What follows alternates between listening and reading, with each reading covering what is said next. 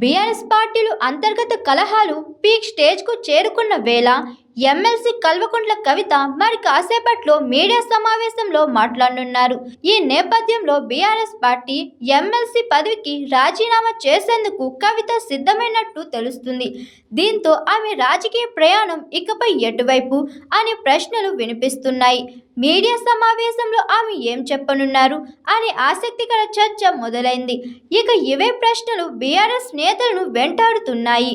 ఇదిలా ఉండగా కొంతకాలంగా పార్టీ కీలక నేతలు లక్ష్యంగా ఘాటు విమర్శలు చేస్తున్న ఎమ్మెల్సీ కవిత కొత్త పార్టీ ఏర్పాటు దిశగా అడుగులు వేస్తున్నట్లు సమాచారం. విశ్వసనీయ సమాచారం ప్రకారం బీఆర్ఎస్ నుంచి తనను సస్పెండ్ చేస్తున్నట్లు ప్రకటించిన నేపథ్యంలో తదుపరి కార్యాచరణపై ఆమె దృష్టి సారించారు.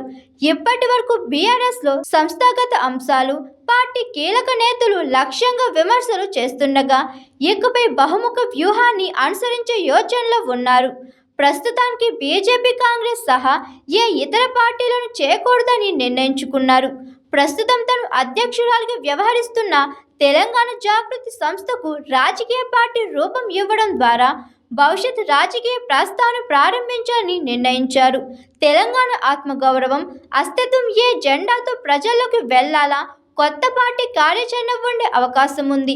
తెలంగాణ ఉద్యమంలో క్రియాశీలకంగా పనిచేసిన వ్యక్తులు, సంస్థలతో పాటు కలిసి వచ్చే వారిని కలుపుకుని రాజకీయంగా అడుగులు ముందుకు వేయడంపై కవిత కసరత్తు చేస్తున్నట్లు తెలిసింది.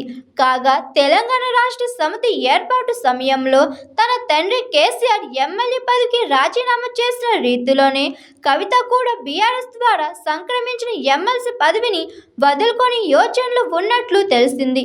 దీనిపై తన సన్నిహితులతో మంతనాలు సాగిస్తున్నట్లు సమాచారం. Hi, this is Swathi. Like చేయండి, షేర్ చేయండి, కమెంట్ చేయండి అండ్ సబ్స్క్రైబ్ చేయండి GR TV.